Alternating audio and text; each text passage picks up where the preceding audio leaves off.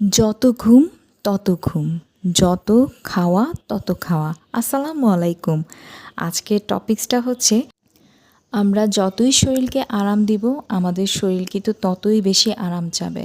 আর আমরা যতই আমাদের আহারটা বাড়িয়ে দিব, খাবারের চাহিদাটা বাড়িয়ে দিব, ততই কিন্তু আমাদের শরীরটা খাবারটা চাবে। তো এই দুইটা জিনিসই কিন্তু আমাদের শরীরের জন্য খুবই ক্ষতিকর। কারণ আমরা কিন্তু এখন আর কায়িক পরিশ্রম করি না, এখন আমরা যন্ত্রমুখী হয়ে গেছি। সব কিছুই আমাদের যন্ত্রের উপরে ডিপেন্ড করে আমাদের জীবন চলাচলে কিন্তু অনেক সহজ চলে এসেছে। কিন্তু আমরা কিন্তু কায়িক পরিশ্রম করলে আমাদের অনেক বেশি শরীর এনার্জেটিক হয় এবং আমরা কাজের অনেক স্পৃহা পাই। যেমন আমরা একটা কাজ করতে যেয়ে বলি যে না আজকে করব না, কালকে করব, কিন্তু এই কালকে বলাটাই কিন্তু আমাদের জীবনে কালে খেয়ে নিচ্ছে। কালে খেয়ে নিচ্ছে মানে হচ্ছে আর হচ্ছে না। আর যেই